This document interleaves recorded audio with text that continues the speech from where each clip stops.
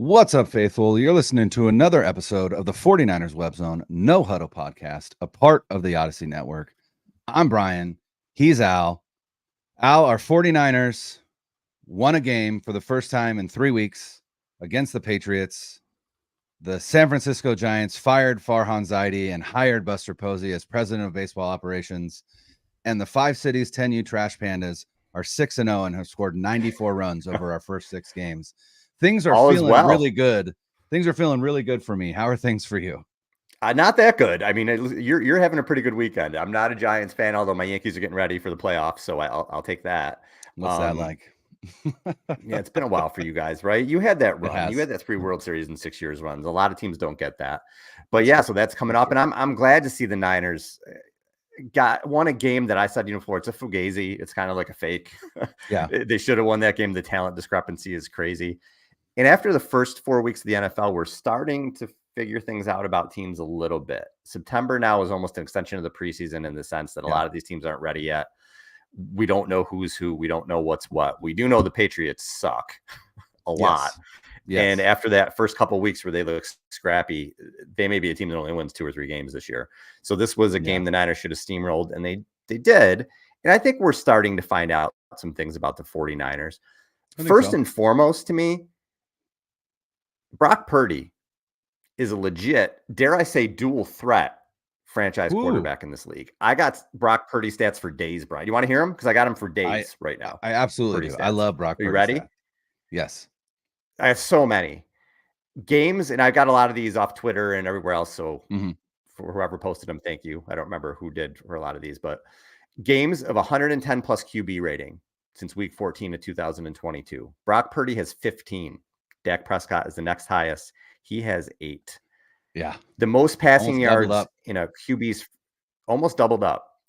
In 49ers franchise history, the most passing yards in the first 25 career starts, Brock Purdy has passed Jeff Garcia. Purdy's got 6,508. Highest passer rating through a QB's first 25 starts since 1970. This is for the entire league. Brock Purdy's at 112.6. That is the highest. Mahomes was at 112.5. So he is. That's my favorite one. That's my favorite. Don't you love it? That 0.1. 1/10, but still higher, I'll take baby. it. I'll take it all day. And then Kurt Warner's third at 106.2. So those guys have, it's a pretty big discrepancy. Right. Yeah. Back to franchise stats. Purdy, 69% completion is the highest ever through first 25 starts. Montana's next with 63%. 47 pass TDs, the most ever in franchise history. Garcia's next with 41. And the highest passer rating for 25 career starts for the franchise, we said Purdy hit at 112.6. The next closest for the Niners is Colin Kaepernick, 93.4 over his first 25 starts. Now, the thing about Purdy last year was he led the league in all these statistics, right? And well, can he really do it again? Well, he can, because after a quarter of the season, I know it's early, but it is a quarter of the season. He leads the NFL in passing yards. He leads the NFL in yards per attempt with 9.3. He leads the NFL in net yards per attempt at 8.26. His QBR is 73.4, which doesn't lead the NFL, but it's still very, very good because he led the NFL last year at 72.8. So obviously there's people who are all over the place right now after 4 games, but if he sustains that, obviously that's still very good. And that's what he's been playing at. That's what he's been doing his whole career, that type of QBR. Now, this is from Rich. I'm going to mess up your last name, but it's Rich, Hribar. I saw this on Twitter today. Brock Purdy has 37 completions on throws of 10 plus yards downfield, 11 more than the next closest quarterback. The guy they were calling Dink and Dunk last year. Shows you people have no idea what they're talking about. He has 231 more passing yards on those throws than the next closest passer. And he's completing 66.1% of those passes. The league rate is 46%. Insane. And our buddy John Chapman posted, he was leading the league in passing yards and yards per attempt, like we said. He's also leading in deep completions with 9, deep passing yards with 292. Deep passes dropped. So there could be even more big plays here if they were holding on to the ball. He is making so many plays with his legs. Yesterday, he was just chucking the ball downfield. It looked like the 70s Raiders, man. He was just winding up and he had time and just throwing it downfield in big plays to Jennings and to Debo. It's great to see. What do we know 4 weeks in the season? Not a ton, but we do know this. Brock Purdy is a legit franchise QB.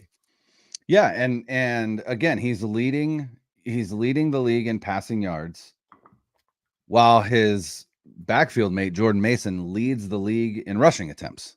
So again, it's not like with CMC out that the 49ers have really kind of shifted to, all right, Brock, you got to carry us. Again, Jordan Mason has 91 rushing attempts. So they're still running the ball consistently. And it's just, I think, and honestly, it does feel like the narrative is starting to shift, and it really feels like you just can't, in good faith, you cannot continue to downplay what Brock Purdy has done. There's just too much now, too much on film, too much experience now, right? First 25 games, it's not a small sample size anymore. The guy is just a good quarterback. And, would he be this successful in another system? No way to know, but it doesn't matter because this is the system that he's in. So, we kill quarterbacks all the time for being shitty in good systems. He's not. He's great in a good system. And kudos to Brock for, really just playing his game. That's the one thing that I appreciate is despite all of the, all of the narratives surrounding him, despite the chatter, despite all of it, he just goes out and he plays his game and he plays within himself. He doesn't try and do too much. He does what is asked of him. He will, he will make off schedule plays, which is something that was missing in this offense with Jimmy Garoppolo. And I think that's the biggest thing for me is he is better than Jimmy Garoppolo without the ad-libbing. And now when you add in his ability to make plays out of structure or make plays, when something breaks down, again, it has taken the offense to another level. And, we said last week, this team is going to have to be led this season by their offense. And the New England Patriots are not a good football team. We know that. They're not a good offense. So our defense played really well. But I would argue that while they're not one of the better defenses in the NFL, they're still a decent defense with some talent, and I think they'll get better as the season progresses. And Gerard Mayo is a defensive-minded head coach. But they put up 30 weird decisions in this game to me. Especially on that first drive when it's 3rd and 3. I run the ball twice. They're trying to say, well, who cares? Right. You're punting away, and I think it ended up being 4th and 3. But you're punting away in your opponent's territory when you're maybe going to win 3 games this season. He made some weird decisions to me. And we'll get to the defensive side of the ball, but 30 points a game is what we came to expect from them last season. And there's no reason why we can't expect that again this season, even with CMC gone for what appears to be a large chunk, if not the majority of the regular season. But, you still got Debo, you still got Ayuk, you still got Kittle. Mason has filled in more than admirably. This team is still really, really, really dangerous on offense. And I think, like I said, I think they needed to find a little bit of traction, and you get that in a game like this, and that's fine, because you've got 2 difficult interdivision games coming up, and then you've got a Chiefs team that is your nemesis. So if they didn't score 30, I think we would have been on here going like, what's going on? Why weren't they able to get 30 on this team? So it allows us not to have to make conjecture, try and figure out what's going on. And it was just good to see. And I would like to say that the previous 2 weeks, right, I coach softball on Sundays, so I haven't gotten to watch the games live. But what I do know is that I did not wear a 49er shirt underneath my coaching polo the first 2 weekends, and they lost. So I changed my mojo up, wore that black Tecmo Super Bowl 49er shirt under my polo, and they kicked the shit out of the Patriots. So you're welcome. You're welcome, Faithful. You're welcome for it. I did my part. We thank Brian Rennick for this win. The biggest thing with Purdy is the biggest criticism. Well, he's got all these playmakers around him. He's got all this stuff around him. Well, McCaffrey has not been there. So, I didn't know what to do with Christian McCaffrey, which just total bullshit because it's not like the Panthers Right. had this dynamic offense when he was on the team with them. Obviously, McCaffrey's great, but it takes a good quarterback to kind of stir the drink or whatever. You've seen it this year. He's had injuries all over the offense. McCaffrey hasn't been there. Debo's missed time. Kittle's missed time. They're still banged up. Those guys are not 100%. And Brandon Ayuk has, what do we know so far is that Brandon Ayuk has not been Brandon Ayuk yet this season. Hopefully he's going to get there, but 13 catches for 167 yards and no touchdowns. It just goes long portions of the game where you're like, is he even on the field? And I understand people are going to say, can I ask you a question about Brandon Ayuk real quick? Yeah. Right. Did you see kind of the firestorm on social media about the short skate? Yeah. Yeah. How did you feel about that? Like that entire situation, like how did you feel about that specifically? Because I know how I felt, and I'm interested to see if you kind of felt the same way. I tend not to give a shit about that stuff that much. Where I think I don't know the specifics of it. I didn't pay that much attention to it. He wore the wrong shorts. I don't know if he had a brain fart. I don't know if he was like, I just want to wear these shorts and he was being a dick. I don't have any idea. Right. I don't know. What I think of the situation is that everything Brandon Ayuk is going to do from this point forward or don't do is going to be magnified. Yeah. Going to be under microscope. Every single thing. And that was just another part of it to me. If I keep saying, if you're going to pull that shit and then even coming at the end of the season after you sign and say, yeah, I was dragging my feet, and you come out and you don't play well and things like that happen, you are going to be under a microscope. And now you have people calling him, this guy's a diva. Steelers fans are going there. I'm glad we didn't get this guy. Right. He's doing a lot of it to himself. If he plays well and starts to put up big numbers, it'll go away slowly but surely. But right now he's not. He's a lightning rod. And he did it to himself. Did the Niners play a part in it? They played a part as well. I'm sure there was enough blame to go around on both sides. But what Ayuk did with the way he's on social media with the Redskins practice, I'm sorry, the Commanders practice, and he's saying this and he's saying that, and he's dragging his feet, and there's all these rumors, and he doesn't want to go to the Patriots. He doesn't want to go to the Browns.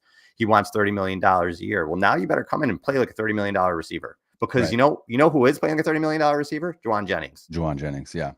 And that was making what, 3.5 million or whatever he's making a year. It's not a lot. It's not a lot. I as anybody that listens to this consistently knows, I pounded the table all off season. They need to sign Brandon Ayuk. They need to give him $30 million a year. Like I was 100% on board. This was to me, that incident at practice was the first time where Brandon Ayuk lost me a little bit. And to me, it's there were people who were like, why are we making this a big deal? It's just a pair of shorts, whatever. But to me, it's not, it's less about the shorts. Like, I don't give a shit about the shorts. It's like you like putting yourself above the team, right? Like everybody else is out there in black shorts because that's what you guys wear on those days. And so, and then not only that, but to have the black shorts on underneath the red shorts, like you were already planning on having to take those red shorts off. Like what was the point? Like, were you trying to make a point? Like, I just don't, it didn't sit well with me, just specifically when it came to like, just essentially thinking that you're better or different than anybody else on that team. That's what was frustrating to me. And I think that's probably, nobody knows what Kyle Shanahan said to Brandon Ayuk. I think it was Grant Cohn that had kind of a I don't know, a minute long clip or whatever of the exchange. And you could tell, I don't know that Kyle Shanahan was heated, but it certainly looked like Shanahan was a bit annoyed by the end of it. And then it kind of looked like, again, he kind of, I don't want to say he threw a tantrum or pouted or whatever, but just again, the fact that he was able to just take those red shorts off and have the black shorts underneath, again, just made it feel like he was, and it just made it feel like he was trying to make some kind of scene or statement or whatever. And it just felt weird to me. And what bothered me was, outside of us hearing after his rookie season that Brandon Ayuk was in the doghouse, right? We really haven't heard much about Brandon Ayuk since then, in terms of attitude, in terms of demeanor, play on the field, for the last 3 seasons, right? You could turn the film on and you could see, not only was he, playing his ass off when it came to running routes, whatever, but he's blocking his ass off, right? Like he's putting in maximum effort on the field. And it just doesn't feel like he's been there this season. And so it just feels a little bit weird to me. And one of the things that we're talking about here is what is one thing that we know, or what are some things that we know about the 49ers through this first month? And you brought up his name earlier.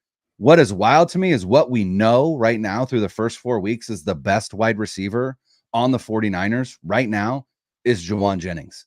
And that's wild to me. Yeah, that's fair to say.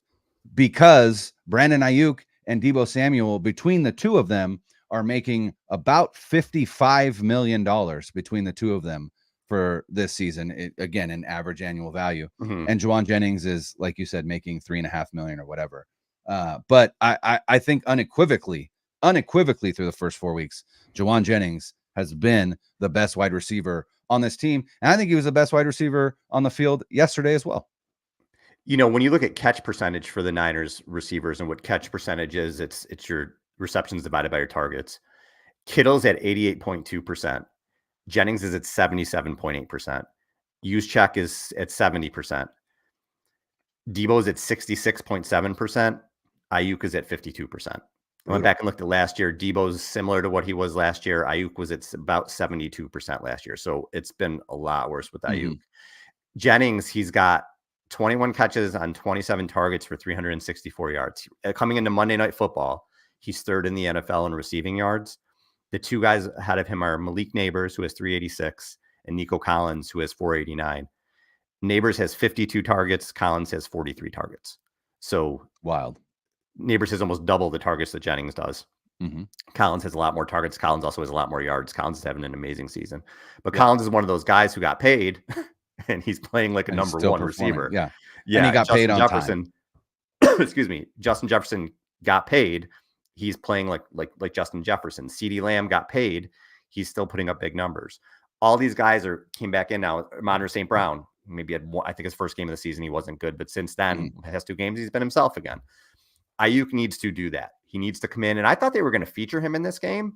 I was a little surprised that they didn't. He had that early catch that was a long one. I said, all right, this is going to be an Ayuk game. Like, he's going to get 4 or 5 passes. And I think on Purdy's interception, I think he did try to force him the ball in the end zone. It looked that way to me. Whether that's, again, just to get him a tutty or whatever, I have no idea. But he definitely forced the ball. But until he has a couple breakout games, the fans aren't really happy with him right now. The fan base is not. So it's going to keep happening for him. I will say this, right? Part of why Jauan Jennings has had the season that he's had is because teams they're going into the game going, we're going to stop Brandon Ayuk, right? He's been the focal point of who the defense is trying to stop in the passing game. And even if you throw on the film against the Rams, right? Ayuk did not have a good statistical game, but oftentimes Jauan Jennings was wide ass open because the Rams were doubling Brandon Ayuk. So, when it comes to judging how a wide receiver is affecting the offense, it's not always just counting stats, right? Like, we can't just look at counting stats, but as a casual fan, that's what you're going to look at. And even as a fantasy football fan or whatever, you're watching the game and going, Brandon Ayuk is not getting catches. Brandon Ayuk is not getting targets. I mean, he's getting targets, but he's not, he's not getting the point. catches. Right. You just hit on it. Yeah. And so for a casual fan, they don't give a shit if he's open on film. Right. Like, the casual fan is looking on this saying, this dude hasn't more than 48 yards in 4 games. So people can show clips on Twitter and be pissed and say, like, hey, look, he got open here. Most of the fan base isn't on social media looking at game film. They watch the game on Sunday and then they go do what the hell they're going to do. And they're like, a $30 million receiver's got 168 yards this year. That's what a lot of the casual fans, it's how they watch football. My father's 70, his birthday actually, was he 71, 72 years old? I'm sorry, happy birthday, Papa Sacco. But he doesn't give a shit about film. He's an old school football guy. He's a Colts fan. He's like, Anthony Richardson can't throw the ball straight. I don't give a shit about why. Just throw the ball straight. Like, a lot of people aren't, I'm Steven Ruiz on the Ringer, and I'm going to go tell you why Trevor Lawrence doesn't suck because I looked at the film. Trevor Lawrence sucks. Okay? Like, stop trying to make Trevor Lawrence he sucks. Maybe someday he won't suck, but right now he sucks. So there's this derivative of fans that that looks at film and is on Twitter and all these other things. And there's a large portion of them that don't give a shit. They just want to watch the game on Sunday, and they want their $30 million receiver to have 100 yards and a touchdown. Right. Sorry, it's not fair, maybe, but that's life. Yeah, and it's not fair, but that, like you said, that is life. And again, if Brandon Ayuk is going to be chronically online, which he is, he's going to run into stuff like that. And like you said, the majority of the fan base is not on Twitter. But what I would say is a lot of the fan base that is going to be pissed is on Twitter because the loudest. some of the comments that I've seen are just out of hand. But yeah, I mean, it is what it is. Like I said, this was the first time though for me where I was like, I'm a little irritated by some of these antics, and I just hope that as the season progresses, things really start to die down. But like you said, really the only way that they're going to is by putting up the numbers that we expect him to put up at $30 million a year. And it'll be interesting to see how long it takes before that starts to happen. I think another thing we know through 4 games is that we have no idea when Christian McCaffrey is coming back. Adam Schefter actually said that today, is that nobody really knows. Kyle had mentioned they had hoped that he could start ramping things up this week. He was just in Germany, man. He just went to Germany because things weren't happening for him. Obviously, he wants to get on the field. Obviously, the Niners want him on the field. The fans want him on the field. He was the best offensive player in the league last year. He makes a huge difference. I don't know that he's going to be back anytime soon. I feel like the best thing we could hope for right now is to come back with enough time to ramp himself up for the playoffs, whether that's game 11, game 12, whatever it is. He can get his legs underneath him, and then hopefully the Niners are in the playoffs. He can come back and be himself for those games where they can ride him again. I don't think we're going to see McCaffrey in October. I hope Thanksgiving. Maybe that's kind of where my head's at with it. And I don't know anything. That's just reading the situation. Right. They're going to have to find out a lot about themselves without him. And maybe it'll be a blessing in disguise, because what they are finding out is this quarterback they're about to pay a lot of money to. Can he do it on his own? Or not on his own, but without McCaffrey there. So far he has. But in terms of Christian, we don't know. He's an older running back. He's coming off something that looks to be serious. It's been lingering for a long time, and the Niners may have to get used to life without him for a while. Yeah, what we do know is, like you said, he is not going to be back anytime soon. But to me, what we also know is that Jordan Mason is more than capable of filling in for him, especially on the ground, and especially with volume, right? Obviously he's younger than Christian McCaffrey. I think where the 49ers are missing Christian McCaffrey the most is on third down. And I think this is where we need to see the offense start to pivot a little bit. I think they need to start. I think with Christian McCaffrey, you're not all that concerned with how many yards you get on first or second down, because as long as you're in third and manageable, you feel comfortable with Christian McCaffrey on the field that you're going to be able to pick up that third down. I think without McCaffrey, you got to start looking at, we got to pick up bigger chunks on first and second down so that it's third and short, right? Where we have more in our arsenal on third and short than we do on 3rd and 8, because again, they don't trust Jordan Mason in the same way that they do Christian McCaffrey in the passing game. And I think that's the biggest fall off to me with McCaffrey not on the field is their third down conversion rate. And they have struggled in that a little bit. And so it's obviously important to get McCaffrey back. He's an important part of this offense. You could argue that Kyle Shanahan has designed this offense around Christian McCaffrey when it comes to, play design and things like that. So obviously not having him is a big deal for Kyle. But the other thing that I think is you could argue might be good is that this also forces Kyle to adapt a little bit when it comes to play design, play calling, things like that, where, he doesn't have Christian McCaffrey to fall back on. He's going to have to start getting back to kind of some of that creative stuff that we saw from him, especially early in his tenure in San Francisco, when he didn't have the level of talent that he had over the past, couple seasons. So, but I mean, hats off to Jordan Mason. 91 rushing attempts on the season, through the first 4 games is insanity, right? He's getting 20 attempts a game, damn near 20, well, like 23 actually. But which also isn't super sustainable. It's not sustainable. That's true. Yeah. That's true. But especially the way with how hard he runs and he runs the contact. Like at some point too, they may have to back off there. But Guerrero, he fumbled the kickoff. Kyle he may be kidnapped somewhere right now. Who knows where he is? If so maybe Taylor starts getting some run at running back. I don't know, but they do have to, just the way they had to ease, the load off McCaffrey. I think they will have to do that off Mason at some point. Yeah, I mean, I think now is where the IR status of Mitchell really hurts. Yeah, because you want somebody that you trust to get 5 or 6 carries or whatever it would be.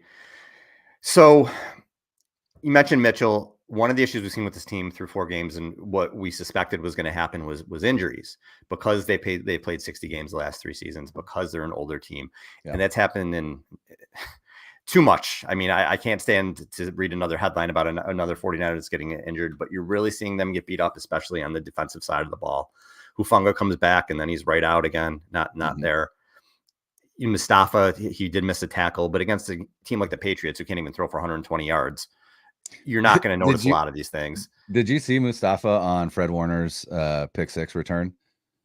No, right? I missed him. Oh my God. So Fred makes a Fred play. I listen, I do listen to the Ringer NFL show and then the Athletic Football show every Monday, just to get a recap of the the NFL landscape in general.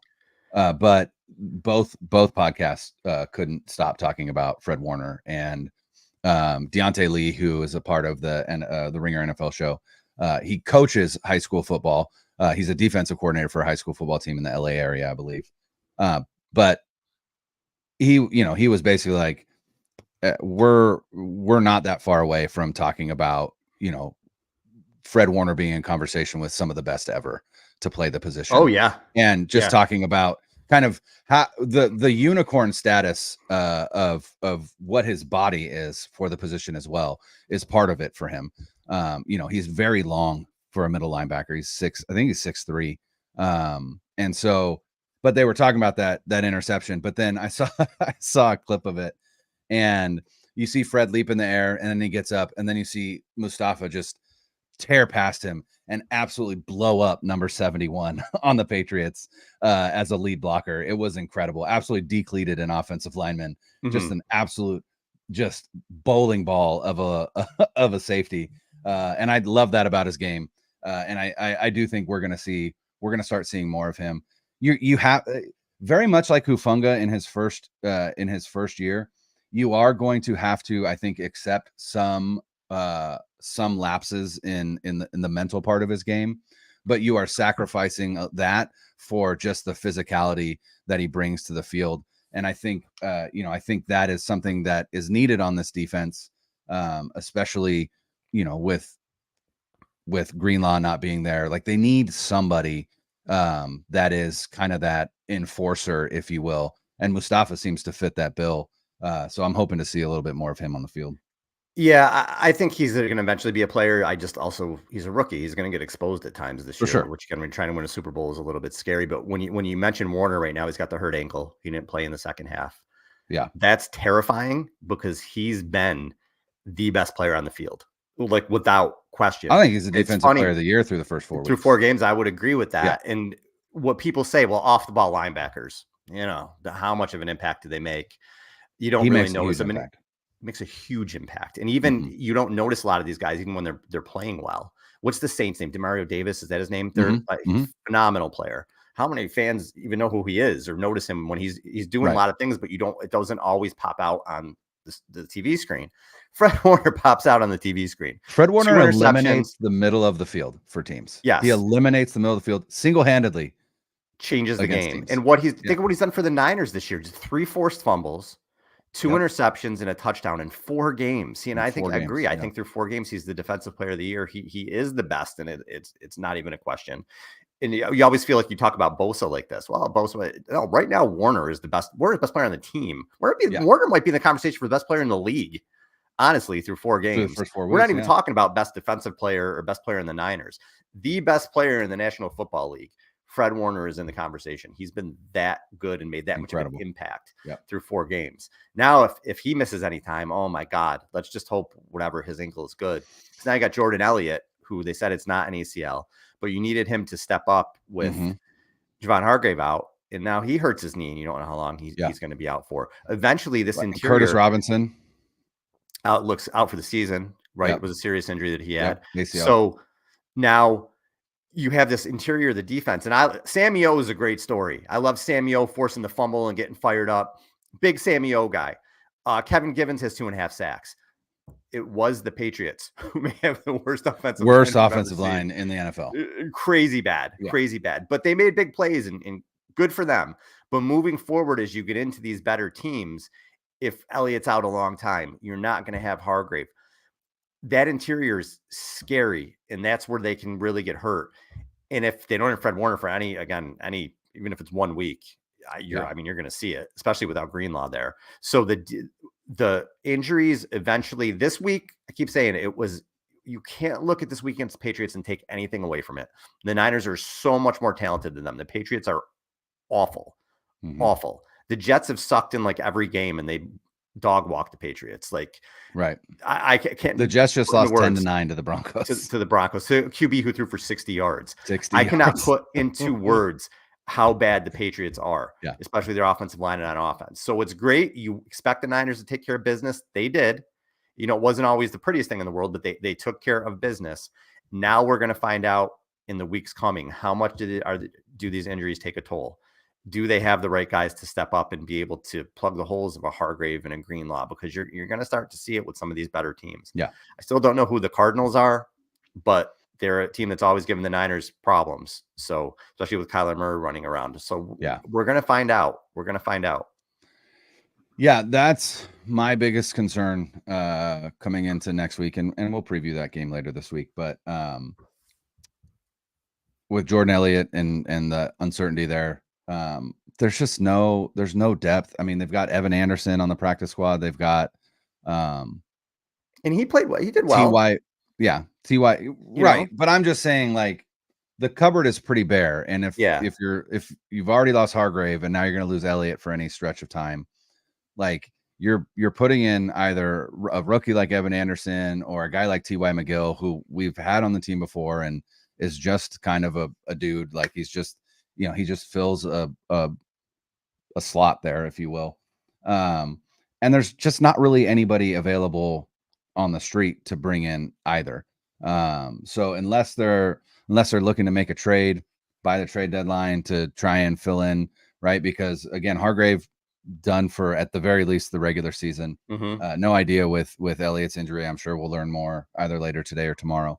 But you're at a certain point, it's just a war of attrition, and you're going to face a Cardinals team that was able to run all over you last year, and you're worse now this year on the defensive line, and so that's a scary proposition, because again, I said it already. This team has to be led by their offense, but if the defense can't stop the run, then the game plan going into any game against this 49ers team is run the ball, choke the clock, don't give them more than 5 or 6 possessions, and you might be able to win because you keep the 49ers offense off the field. So that is hands down my biggest concern moving forward.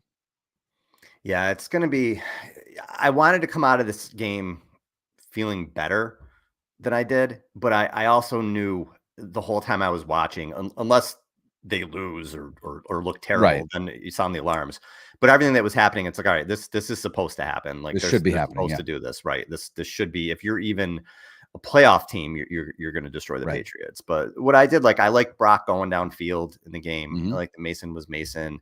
I liked that some of these young guys did make an impact, and even the older Malik Collins had a sack and a half. But again, we just have to see more moving forward. But The Niners, as they are right now, because they're so injured, it's going to be tough, man. And again, I'm not saying they're not going to make the playoffs. They have enough talent to get to 10-7 just from having that kind of talent. I really believe that. Right. But the bye, 12, 13 wins, a long playoff run, not when they're this injured. So we'll know more.